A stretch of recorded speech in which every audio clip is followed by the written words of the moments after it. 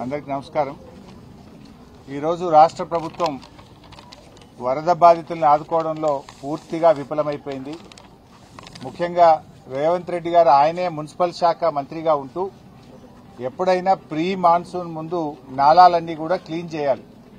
గతంలో కేసీఆర్ గారి నాయకత్వంలో మా తలసాని సీనన్న, కేటీఆర్ గారు హైదరాబాద్ నగరంలో ప్రీ మాన్సూన్ లో నాలాలన్నీ కూడా క్లీన్ చేసి ప్రజలకు వరద ఇబ్బంది రాకుండా చూసుకునేవాళ్లు.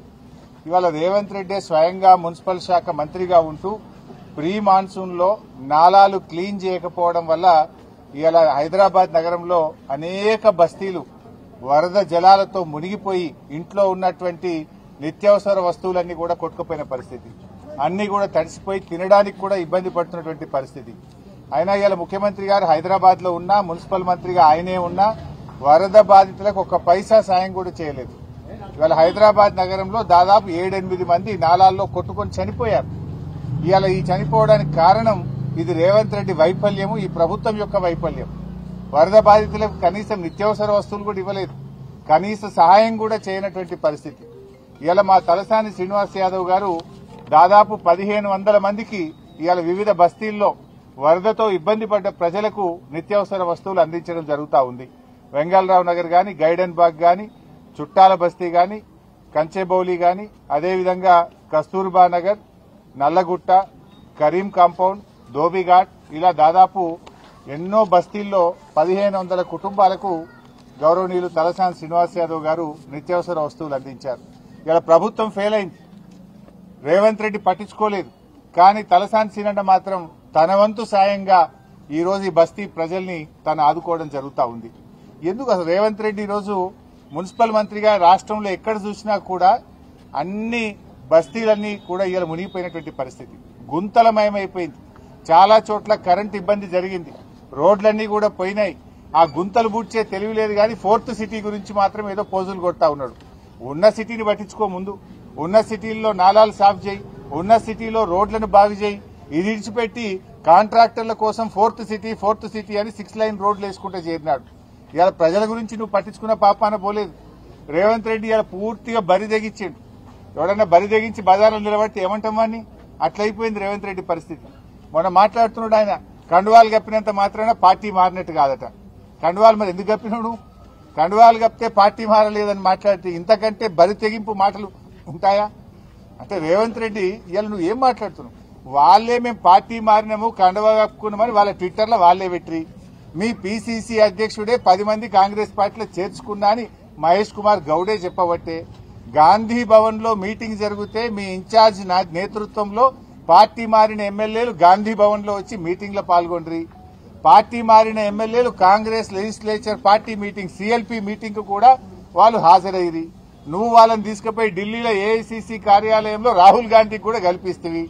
ఇంత ఓపెన్ గా కుల్లా కాంగ్రెస్ పార్టీలో చేర్చుకొని కండువాలు కప్పితే పార్టీ మారినట్టు కాదనే చిల్లర మాటలు ఇవాళ రేవంత్ రెడ్డి మాట్లాడుతూ ఉన్నాడు. ఆ కుర్చీ గౌరవాన్ని పరువు తీసే విధంగా ఈ రోజు రేవంత్ రెడ్డి గారు మాట్లాడుతూ ఉన్నారు. ఇవాళ రాష్ట్ర ప్రజలకు అన్ని తెలుసు కదా. ఆ ఎమ్మెల్యేలే ఏం చెప్పిండ్రు? మేము అభివృద్ధి కోసం పార్టీ మారినాము, డెవలప్మెంట్ వర్క్ల కోసం పార్టీ మారినామని వాళ్ళ నియోజకవర్గాల్లో కార్యకర్తల మీటింగ్ లో ఓపెన్ గా వాళ్లే చెప్తా ఉంటే ఇంకా ఈ బరితింగంపేంది, ఇంకా ఈ చిల్లర చేష్టలేంది? ఇలా ప్రజలు అన్ని గమనిస్తా ఉన్నారు. సరైన సమయంలో మీకు తగిన బుద్ధి చెప్తారు. సో ముఖ్యంగా ఇప్పటికైనా ఇలా మా తలసాని సీనన్నను చూసన్న కళ్ళు తెరువు. సీనన్న ఇలా సనత్ నగర్ నియోజకవర్గంలో బస్తీ ప్రజలకు సాయం చేసినాడు. రాష్ట్రంలో హైదరాబాద్ నగరంలో ఎక్కడెక్కడైతే ముంపుకు గురైందో ఆ ప్రజలకు ఆర్థిక సహాయం అందించు, నిత్యావసర వస్తువులు అందించు. ఇప్పటికైనా నాలాలన్నీ కూడా మరి డీసిల్టింగ్ ప్రక్రియ వెంటనే ప్రారంభించండి. ఇలా హైదరాబాద్ లో వీధి దీపాలు వెలుగుతలేవు చాలా చోట్ల. ఆ వీధి దీపాలు వెంటనే వెలిగేటట్టు, పండగ వచ్చింది, బతుకమ్మ పండుగ వచ్చింది, ఆ పండగ పూట కనీసం వీధి దీపాలన్నీ వెలిగేటట్టు చూడు. ఇవాళ రాష్ట్ర ప్రజలందరికీ కూడా ఇవాళ బతుకమ్మ పండుగ ప్రారంభోత్సవం జరుగుతా ఉంది. మా అక్క చెల్లెలందరికీ కూడా బతుకమ్మ పండుగ శుభాకాంక్షలు తెలియజేస్తా ఉన్నాం. ఇవాళ పల్లెటూళ్లలో కూడా ఏమైపోయిందంటే కనీసం బుగ్గలేసే పరిస్థితి లేదు. జనరల్ గా తల్లిగారింటికి పోతుంటారా మా అక్క చెల్లెళ్ళు.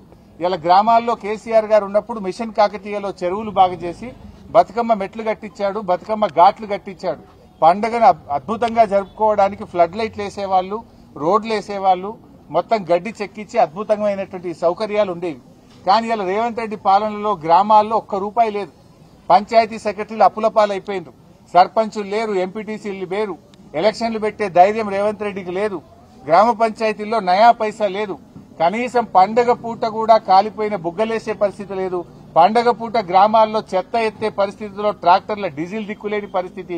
బతుకమ్మకు ఏర్పాట్లు చేయడానికి గడ్డి మందు కొట్టడానికి కూడా గ్రామాల్లో పైసలు లేవు. ఇది రేవంత్ పాలన. మాటలకు ఎక్కువ, చేతలకు తక్కువ. కనీసం పండగనన్నా పట్టించుకో. ఈ పండగ పూటనైనా గ్రామ పంచాయతీలకు నిధులు విడుదల చేసి తెలంగాణలో అతిపెద్ద పండగ బతుకమ్మ, దసరా పండగ. ఈ పండగ ఏర్పాట్లు చేసుకోవడానికైనా గ్రామాలకు నిధులు విడుదల చేయి. నీ పాలనలో ఈ 2 సంవత్సరాల్లో గ్రామ పంచాయతీలన్నీ కూడా మురికి కూపాలుగా, చెత్త కుప్పలుగా మారిపోయినాయి. ఇప్పటికైనా కళ్లు తెరువు, గ్రామ పంచాయతీలకు నిధులు ఇయ్యి. బడా కాంట్రాక్టర్లకు కాదు బిల్లులు ఇవ్వాల్సింది, గ్రామాలకు ఇయ్యి. పేద ప్రజలకు ఇవ్వాల్సిన డబ్బులు ఇవ్వు. గ్రామాల్లో వరదల్లో మునిగిపోయిన పంట పొలాలకు సహాయం చెయ్యి. వరదల్లో మునిగిపోయిన పేద ప్రజలకు నిత్యావసర వస్తువులు అందించు. వారికి ఆర్థిక సాయం అందించాలని చెప్పి మేము డిమాండ్ చేస్తున్నాం.